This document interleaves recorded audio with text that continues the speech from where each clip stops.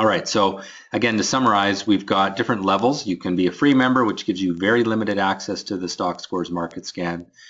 If you are an advanced member, you have access to all of the filters, but not really any of the expertise that I provide on how to set up the filters. I'll give you some hints tonight.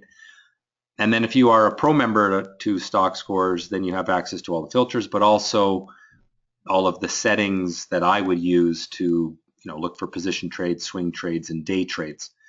And like I said, tonight I'll give you a little bit of an overview of some of the filters in the Stockscores Market Scan, what they do, how to combine them, how to save a scan, create a come back to a scan you created in the past, how to alter existing scans, that sort of thing. So it's going to be a good overview of the tool.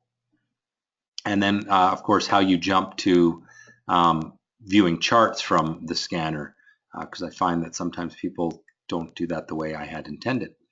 So we have on the market scan probably, I don't know, maybe 3 dozen different filters, 2 dozen, I don't know. There's a number of filters here, and they're broken up into kind of some basic filters about exchanges, that sort of thing. That's the top section. We call those general filters. We then have the Stockscores filters, which allow you to look for, what is the signal score today? Is it 60 or higher? Is it between 60 and 80? Same can be done for the sentiment score. You have also whether a signal line or signal stock score is moving from below 80 to above 80, something like that, because of course in some of my strategies 80 is an important threshold. Sentiment moving from below 60 to above 60, that is an important occurrence because we find that the market is optimistic about stocks that have a sentiment line above 60. So a very simple thing you can do is say, well, show me all the stocks that weren't above 60 yesterday, but today are above 60 on the sentiment score. Call that a sentiment crossover, because often that's a sign that momentum in the market is changing from negative downward action to starting to move up. Where it fails is you can sometimes have a stock that is kind of waffling and bouncing up and down around 60. It might have done its first crossover a week ago or even 6 months ago and just crossed below 60 and then comes back up above it. So you still have to inspect the charts. That's what I'm trying to get at when you use those filters. Now, the next set of filters are the price filters, and they're, as they say, things based on price. So you can say, show me all the stocks between $2 and $10, where price is relative to its 40-day high. So if you today say today's price is greater than 100% of the 40-day high, you've essentially got a stock that is at a 40-day high. If you just wanted it to be close to a 40-day high, a stock that potentially breaks out, then you might say within 97%, greater than 97% of the 40-day high. And so that's a stock that's going to be very close to its 40-day high, but maybe hasn't broken out yet. You might combine that with some of the other indicators over here regarding support and resistance, because if you just say today's price is greater than 97% of the 40-day high, you could have stocks that are at new 40-day highs, because of course greater than 97 could be at 102% of the 40-day high, which would mean it just broke out to the new 40-day high. So one of the things I like to talk about in presentations like this is how you combine different indicators to get the result that you want. And so one of the things you can do is for something like a stock that's approaching resistance but hasn't broken through yet is just say today's price is greater than 97% of the 40-day high, but with regard to 5-day resistance, say it's below. And so it will not have broken out to a 5-day high yet, but it's getting close because it's within 97% of the 40-day high. So those are some of the things that you can do with price. Now these filters over here in the upper right, volatility index yesterday, those are really important because one of the key concepts that I have in chart analysis is to look for stocks breaking from low volatility. If a stock is very quiet and then has a big move to the upside or even a big move to the downside, that's often caused by some new information coming into the market. And so stocks that had a volatility index yesterday that was low, but today is high. That's one way to look for a stock that was quiet and then is coming alive. You don't even have to change volatility index today, volatility index today should be high, volatility index yesterday low. That's what I meant to say. But you could also say volatility index yesterday low and do nothing with volatility index today, but say you want a stock that's up at least 3% today over the last 1 day. So you can start to see how you can, manipulate and change these different filters to get different things that you're trying to do. The filters are really go back to my core principles. And so for those of you that have taken any of my courses, certainly the foundation course touches upon the theories of my approach to the market. I'm always looking for, things that are categorized under my 6 main aspects of chart pattern reading, and that is optimism and pessimism, support and resistance, price volatility, and abnormal activity. Those are the 6 things that you need to understand, in my mind, to read a chart. And you really don't need to know more than those 6. If you can understand those 6 things really, really well, you can do well in the market, analyze stocks very quickly. And so the filters that you see on this page kind of revolve around those concepts. So one of the things that really sets Stockscores apart and sets this filter apart is we really focus in on abnormal activity. Because I have found that almost every market-beating trend starts that market-beating trend with abnormal activity, whether it's up or down. And so if you look at a stock that's done really well over the last 3 weeks, let's say, well, chances are it started by behaving abnormally early in that upward trend.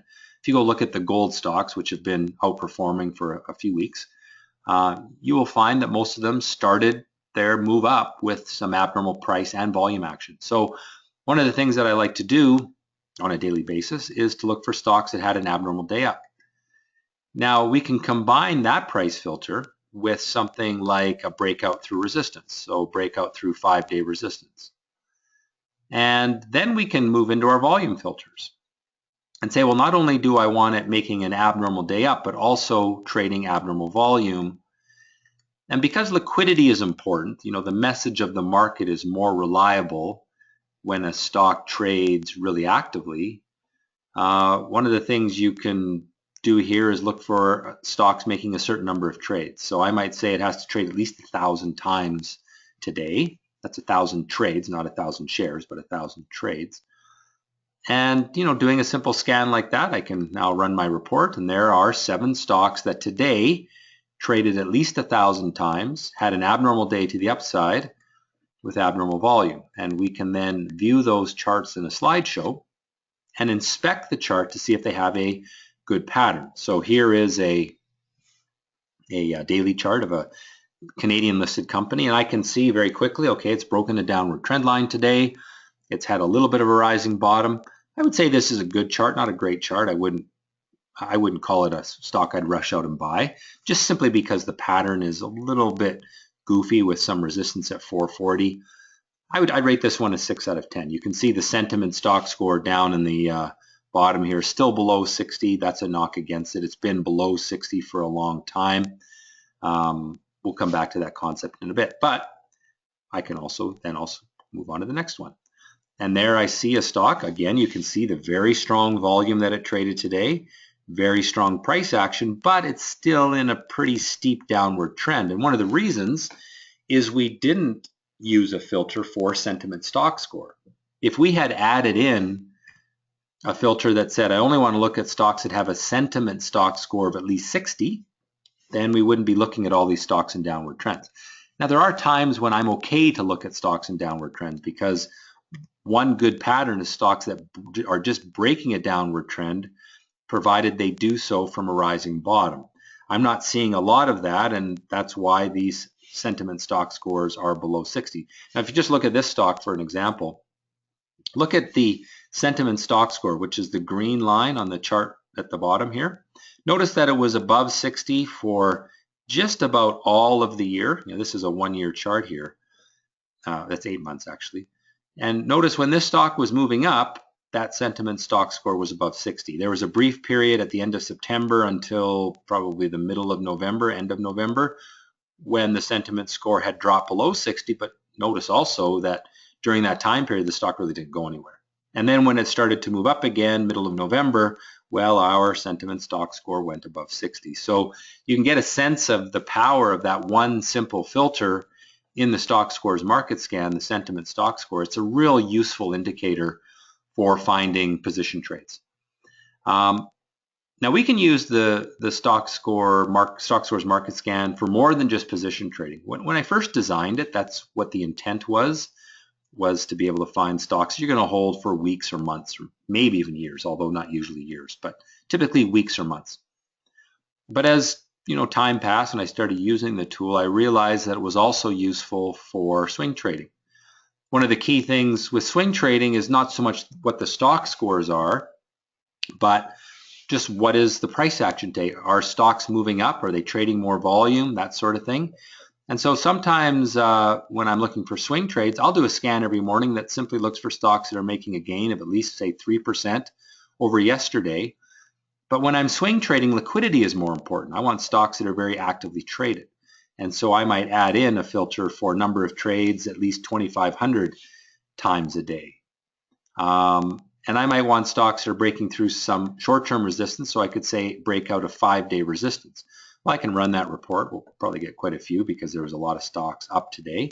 And then I can view those stocks in one of my chart viewers, and again, cycle through the charts looking for good patterns. Now, one of the key things with swing trading is that the daily chart's important, but it's not as important as the intraday chart.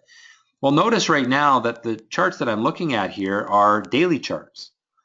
But when you're a swing trader, you're looking to hold a position for, maybe 2 days to 2 weeks. And so the big picture daily chart isn't what's so important. So what I always like to do when I'm doing swing trading scans is begin by changing my default time frame for my chart. So if I pull up any chart, and by the way, I am recording this because I'm giving you a lot of information quite quickly. So if you feel like, oh my goodness, he's going through these things so fast, don't worry, you're going to get a link to a video so you can slow it down and catch these things later, because I know I'm going through things fast, but I want to get a lot of information here. All right, so let's pull up just Microsoft. So to do that, I'm going to just punch in the symbol MSFT up in the top right, click on Go. And there I've got a chart of Microsoft. Now, if I want to change the default time frame for that chart, right now it's an 8-month daily chart, I can click on the charting tab and I can change this from daily to intraday. And I got this set to 13-minute candles, which is what I like to do for swing trading. I'm going to make this 10 days and then go down to the bottom and click on Create Chart, right? This little button right there. And now you'll see that I've got an intraday chart for Microsoft. All right, so now I have set my chart to be a default chart of 10 days, 13 minutes. Any chart that I pull up from now on is going to be a 10-day, 13-minute chart. So if I pull up Suncor, I've got a 10-day, 13-minute chart. But what's most important is when I do my market scan. Now let's just go back and look for stocks that were up at least, let's first of all say stocks between $1 and $10. We'll set a little price filter here as well. So between $1 and $10 that are up at least 3% today.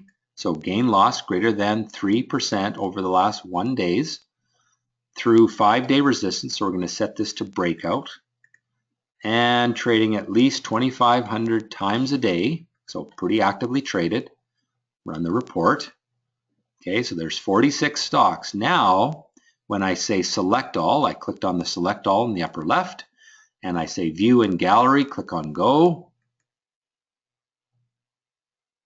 Now when I look at these charts, they are that same intraday time frame. And so I can pull up that chart very quickly and say, well, is this, a stock that's breaking from a good pattern?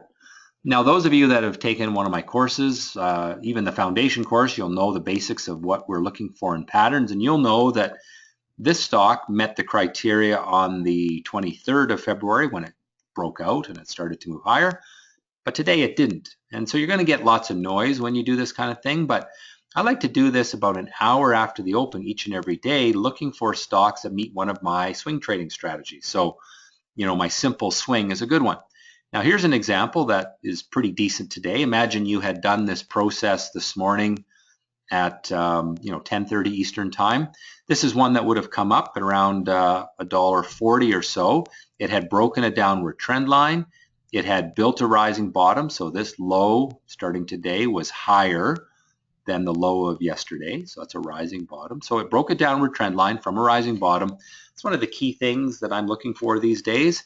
There's a situation, you buy that stock in the first hour somewhere around $1.40, closes the day at $1.70. Probably can get to $1.80 on the open tomorrow. I think it'll get stuck there because there's some resistance from the February 17th, but traded decent volume early today, so something's going on there. But that's the kind of thing that you can do with the market scan. Even though the market scan is not updating in real time, it is not so delayed that it is not useful for swing trading. All right, let's go back because I was going to also talk a little bit about day trading. Now, when I'm day trading, the only thing that I can really use the market scan for, because it is not real time, is to help me build a watch list. And one of the key things that I look for in a watch list is stocks trading with abnormal volume, abnormal price, and good liquidity. So I can select here abnormal volume or abnormal price action, say abnormal day up, abnormal volume, and liquidity. Let's set an even higher standard, at least 15,000 trades a day, and run that report. Well, there was 14 stocks doing that. Now again, if you do that early in the day, you can start running these scans probably about 35 minutes after the open. And when you do that, you can start to build your watch list and then use that watch list. If you've got 10 or 15 stocks to keep an eye on because they're trading abnormally, there's something going on, they're hot for some reason, then you can monitor those stocks using your real-time charting program that your broker might give you. I use something called TradeStation, which is a great real-time charting program, but it has a cost. But most brokers, if you trade actively, they will give you real-time charting for free. So I could then take a look at JCPenney on the 2-day time frame. Let's just blow this up. And I can see that there was some good breaks from little consolidations through the day. You could, I don't know if you would have picked it up early enough with this tool to buy it at $7.90, but certainly there was a little pattern break here at $8.20, closes the day at $8.35, hit $8.45 or so. So that's the kind of thing that you can use Stockscores to do. But I think when you're day trading, you have to combine that market scan with some real-time tool because the Stockscores tool is not updated in real time. For position trading, real time not an issue. For swing trading, it's a bit of an issue. I think it's helpful to do your scans in Stockscores, but still be able to get a real-time impression of where the chart is. But that sort of depends on your strategy that you're doing. In swing trading, I'll do that scan, like I said, 45 minutes to an hour after the open, looking for stocks that are moving. You can really focus your scan using the different filters. So again, let's say you only like to trade Canadian stocks, because I know many of you are Canadian. Well, we could say only look at the Canadian market and then start adding in some of those filters. If you're a swing trader, you'd focus on some of those filters we talked about. If you are a weekend warrior, you only do your scans on the weekends, well, then that sentiment score becomes more important. Then you say, well, I only want to look at stocks with a sentiment score above 16. And I might say something like stocks that have made a gain of 3% over the last 10 days. So a little bit higher standard that, as a weekend, making my trades off of weekly charts, I'm going to pick a longer time frame for them to have made a move. I'm not looking short term. But again, number of trades, let's say it's got to trade at least 1,000 times. So what have we done? We've said sentiment score above 60. That means the market is optimistic about the company. We've only looked at Canadian stocks, making a gain of at least 3% over the last 10 trading days with some decent liquidity, trading at least 1,000 times a day. Run that report, and there's 51 stocks doing that. Well, now I can go inspect those charts for the right pattern. However, remember that we just set our default time frame here to a 10-day, 13-minute chart. But the scan we're doing is looking for stocks that have good weekly charts. So, we could one at a time just click on if I can get this chart to close here. we could click on the 3-year time frame, and then I get a 3-year weekly chart. But to do that for each one, as I go through these 40-something stocks, or whatever it was, 50-something stocks, that takes too long. So what you want to do if you're scanning on a weekly time frame is, again, open up any chart. I always open up Microsoft, force of habit.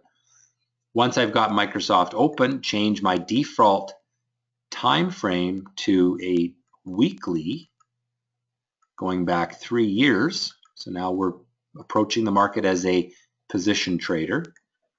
Create my chart. Now, well, let me try that again. I must have screwed something up. Must have said 3 months. Let's go chart 3 weeks. So I only said 3 weeks. We want that 3 years. Okay, so I'm weekly chart going back 3 years, create chart. There you see my very long-term chart of Microsoft. Now when I do my market scan, so again, we'll go all Canadian, sentiment score above 60, gain loss greater than 3% over the last 10 days, and number of trades at least 1,000. Run the report. 51 stocks to look at. Go into my gallery. Now notice that each of my charts that come up are a 3-year weekly chart. And for those who have taken my courses, you will know what to look for. Here's a stock that met all of the criteria 4 weeks ago, Lakeshore Gold, when it broke out of an ascending triangle pattern on the weekly time frame. It's probably not going to go much higher because I understand that Lakeshore has a buyout offer on the table. But still, to buy it at $1.50 and 3 weeks later be at $1.85 or so, that's 20% gain in 3 weeks. And it's all something you can find by doing these scans on a regular basis. And what you have to know what to do is what to look for in the charts, but also how to set up the market scan tool. Now, when you take my courses, I'll teach you that, but we have lots of people who use these tools without getting the education that comes that's available, and they're just going to adjust it for the things that they want to do.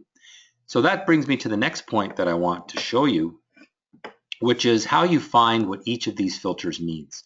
Because obviously when you go into the market scan, I mean, I've touched on a few of them, but there's some in here I haven't discussed yet. There is a whole user guide for this. To see the user guide, go into Getting Started, go to User Guide, and click on Market Scan. And there you will see a description of each one of the filters and how to use them. Okay, it's a long document. You can print it out if you want to. There's a printable version here. Just click on printable version. And you can go through all of those filters to understand what they all do.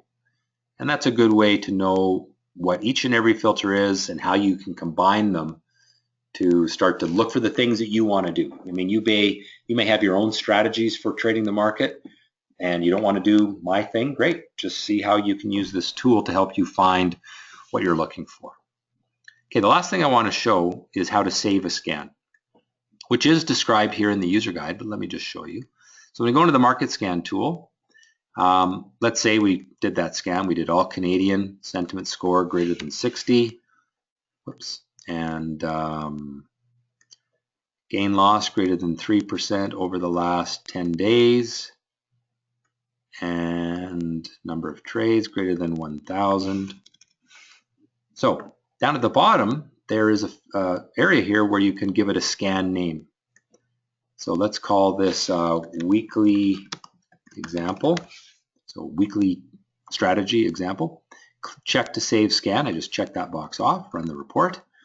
Comes up with the same 51 stocks. But notice now when I go back into the market scan, and I go to select a scan in this pull down menu in the top right, if I go down to my saved scans, you should see weekly example right there. And now if I click on weekly example, it'll bring up that scan with all those settings activated, so I don't have to do it every time. All right, and if I was to run the report, it would get me the same 51 stocks. Now let's say I decided, well, I like that scan, but I want to add one other filter, and that is breaking out to 15-day resistance, breakout. So I select 15-day resistance, select the pull down, activate breakout, then go down to the bottom where it says select to update scan and run the report. and it will automatically add in that filter. So now when I run it, well, I've gone from 51 examples to only 16 because I added one more filter. So it made it that much more stringent in terms of what it was looking for. All right, and then I can, again, say select all. I can either view these in a gallery view or in a slideshow view. Slideshow is one chart at a time, and you just go through them with your left and right arrow keys, or you can use the mouse. So let's go slideshow. Galleries go through 10 charts per page, but the charts are smaller, so you don't see all the detail. So I can look at that and say, yeah, I don't really like that one. Go to the next one. That's okay, but it's coming into resistance at $1.80. Don't really like that one. Let's just cycle through these, see if there's anything good here. SMF broke its downward trend line about 3 months ago from a rising bottom. You can see that the sentiment stock score had jumped up above 60. Looks like, I'm sort of guessing, late November. But we didn't really get a good signal of a break of a downward trend line until the end of December. But, you know, that was at 350, stock's at 480. I think it goes to 520, 530, and then gets stuck at that resistance. But that's, you know, how you could use this tool. Here's a stock, Torque Oil and Gas, breaking its downward trend line, but not really from a rising bottom. So I would not consider this one great as a longer term trade. Now, if I jump to the 6-month time frame, I might like it. There's a head and shoulder bottom. It broke out of a head and shoulder bottom 5 or 6 days ago. So I'd like it a little more. I mean, like most oil and gas stocks, it's got a bit of an uphill battle, but this one looks better than most. The sentiment stock score is not quite above 60 yet. It must be just at 60. It's hard to tell, but one of the criteria here was it had to be above 60. So it's probably right around 60 today. So I'll go to the next one. Yeah, I don't really like that one. As a longer term trade, the silver stocks were good swing trades, but again, the chart you look at has to match the type of strategy you're doing, and I'm trying to look for some longer term trades here. Kirkland Lake Gold, there, remember we talked about abnormal activity being so important? Well, look at the abnormal activity for the week 4 weeks ago. Big volume, big price action, breaking a downward trend line. The market told you that something was going on. I don't think it's a good time to be buying oil stocks right now. I think the market has priced in a lot of what it expects. I would rather, if you like gold, I would rather wait for a pullback because I do think one will come. I wouldn't chase gold stocks higher here. But 4 weeks ago when they first came alive, well, that's a different story. You want to try to catch things when they just start coming alive. There's the TSX Gold Index. It came alive 4 weeks ago, like most of these stocks we're finding. So let me just see if there's anything else here. There's Boralex, broke out to new highs about 7 weeks ago, just 6 weeks ago maybe. And again, you do this scan on a weekly basis every Sunday. You'll find these things at the right time. I'm not finding anything I'd want to buy today. There's another gold stock that's been very strong, but really made a great pattern break, not only at the end of September, or is that October? Just eyeballing here, it looks like October. But again, a breakout 4 weeks ago and has had a decent percentage run in a market that's been pretty bad. The gold stocks have actually done pretty well, which is ironic because for many years now the gold stocks have done so poorly. So there's a little overview of how to use the tool. I'll take some questions. If you want to just type a question into the question box and I can answer those. As I said, tonight's meeting is a little shorter than normal. I just wanted to more give you an overview of a tool, not so much do education, but hopefully you've learned something from this as well. So any questions, please let me know, and then we'll wrap it up, make this a fairly short presentation tonight.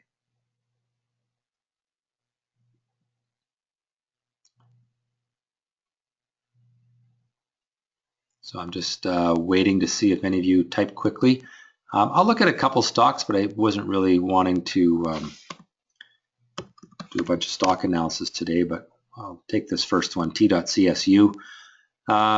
Long-term chart, I don't like it. It's broken its upward trend. It's rallying back, but I just don't think the reward for risk is good on this. Now, that's on a weekly chart. Let's take a look at a 6-month chart because the message is very different depending on how long you intend to trade it. Daily chart, again, I don't see any reason to buy it here. I think if you own it, I would stick with it until this little upward trend is broken. Looking at a 1 month intraday chart, and just so you know, I'm changing the time frame by using these links at the top of the chart. And so 1 month, I can make this, say, a 30-minute chart. So here, if you own this, I'd look for a break of this upward trend line. So if it were to pull back tomorrow and break down through 540, I'd be a seller. I see no reason to buy it here, though. So question is, where's the cutoff from free to where we pay?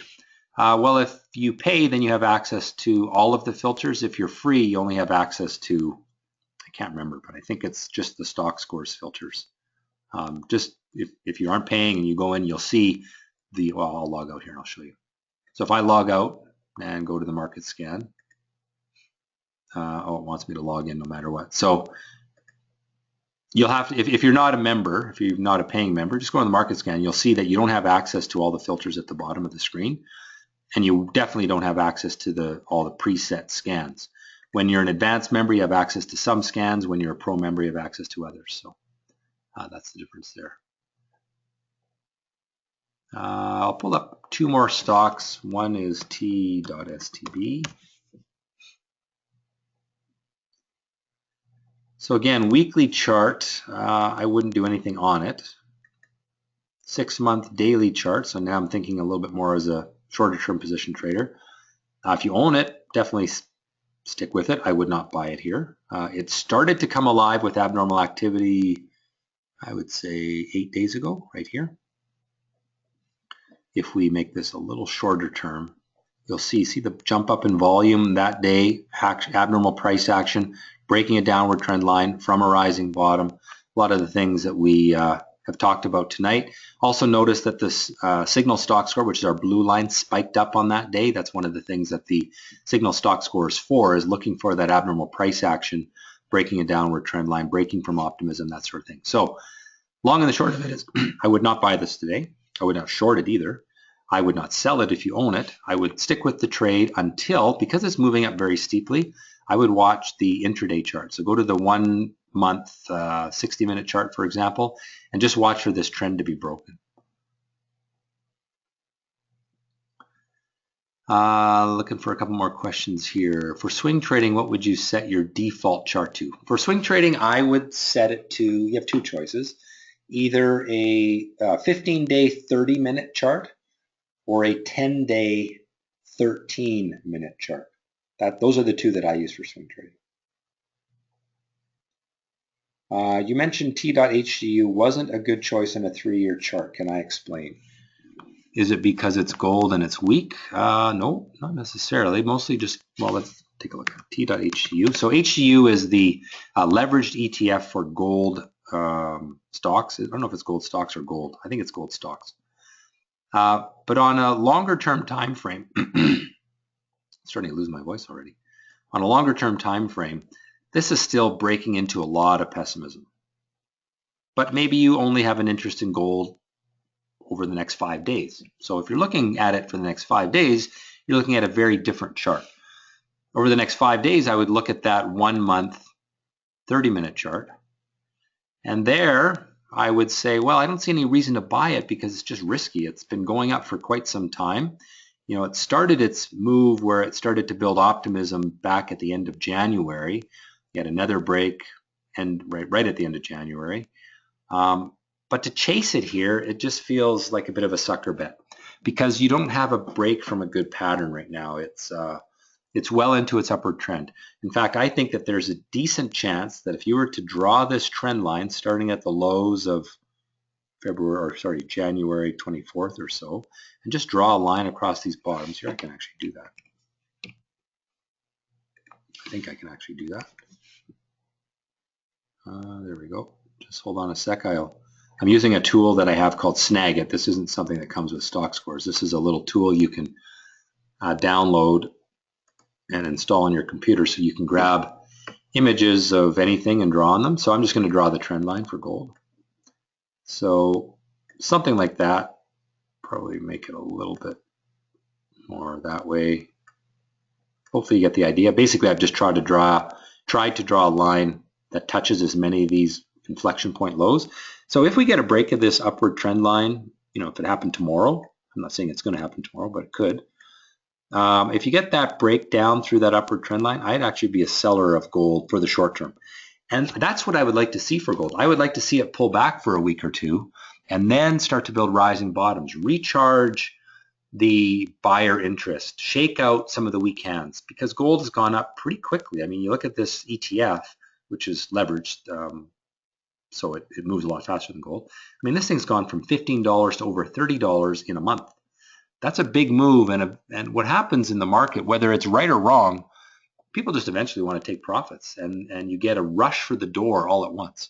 And so if this trend line were to break tomorrow, you'll probably get a pretty sharp rush for the exit door, and you could see weakness for a week or two before it starts to round out and start to move up again. And maybe it never rounds out and moves up again. I mean, gold has done these little mini rallies many times in the last few years, but in general, it's still been in a long-term downward trend. So hopefully that explains why I don't, it's not that I don't like gold. I think if you own gold, stocks, gold here, great, hold them. There's no reason to sell yet, but that sell signal could come tomorrow. It could come in 3 weeks. I don't know.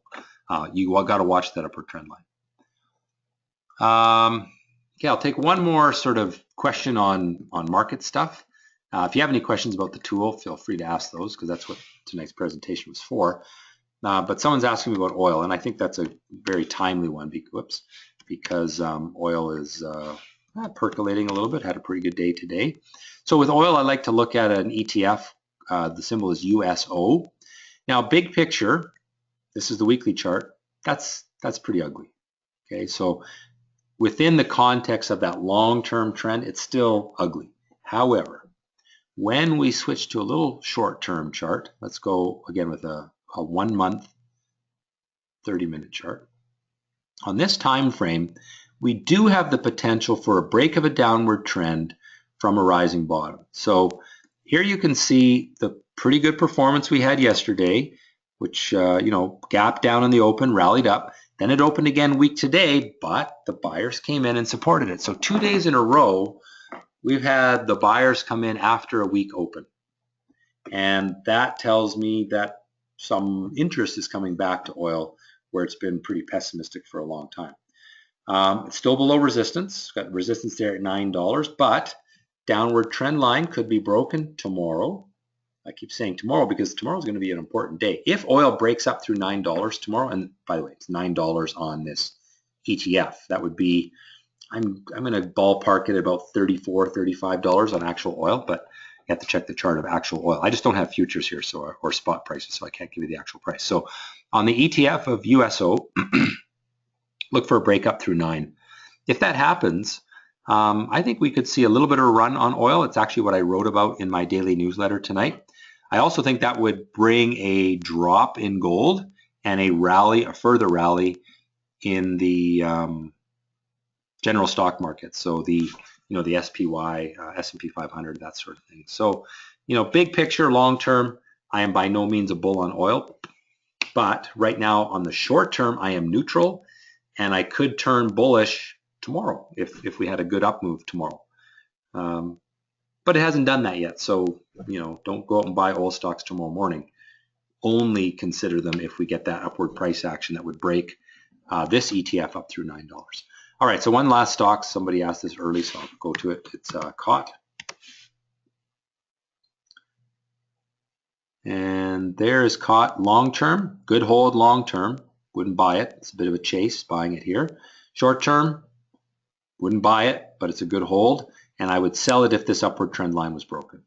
So this is the 15-day, 60-minute chart. Just draw a line across these bottoms. And if that line gets broken, particularly if it happens from a falling top, I would sell it. No reason to buy it though. All right, let me just make sure I haven't missed any questions, and then we'll wrap it up. Looks like that's all. Here, I got a new one. For swing trading, do you have a default scan that you use? Do you have several save scans, or do you manually set the criteria? So for swing trading, I use my simple swing scan. And any of my students who have a pro membership have access to that scan. I didn't go into the individual scans tonight because that's sort of reserved for the people who've paid for one of my courses. But if you are one of my students, then you will have access to that scan, provided you're an active student, active trader student. And I'll start running that scan 35, 40 minutes after the open. I mean, I have TradeStation as well, so I will often use that process in TradeStation. It's a lot easier to use it in Stockscores, but it's not real time in Stockscores, so sort of a trade-off. From a time perspective, it's a lot simpler to use the Stockscores Market Scan. It's just that you can do it earlier in TradeStation, so that's why I tend to favor that myself, because I'm a lot more active than I think most people are. A couple of things. I really encourage you to follow me on Twitter. Go to twitter.com, do a search for Stockscores, and you can look me up there. I post comments on the market. You know, I'll say I think the market's going to go lower in the next few days, that kind of thing. I post just random pictures of where I am in the world because, believe it or not, that actually gets the biggest response on Twitter. I posted a picture of some dolphins I had under a boat when I was in Maui, and I got more feedback on or more favorable responses of that than I did when I posted my trades the other day. So, but I do all those kind of things. It's partly entertainment value, partly some insight into how the market works and that kind of thing. So I want to get to 1,000 Twitter followers. I'm just under 1,000 right now. So if everybody on here that is not on Twitter goes on Twitter and follows me, it's all free. So why not? And I find Twitter a great tool for trading, so I would encourage you to go there. Also, YouTube, there is a YouTube channel for Stockscores. We've got over, I think, 2,000 subscribers on my Stockscores YouTube channel. So just go to youtube.com and do a search on YouTube for Stockscores. So I'll just search for Stockscores, and you should find me that way. There's my channel right there. And just click on the subscribe button, and then what happens is you'll get updates when I upload a new video. And I upload at least one video every week, sometimes more, and it's all free, so why not? It's a good tool there. All right, I'm going to wrap it up, and thank you all for joining me tonight. I will send you all a link to the recording of this as long as it works, and I'll try to do a few more of these. If you have some topics you want me to discuss in these webinars, just fire me an email and I'll keep a list of them and try to get to some of them if I can. Thanks everyone. Have a great night.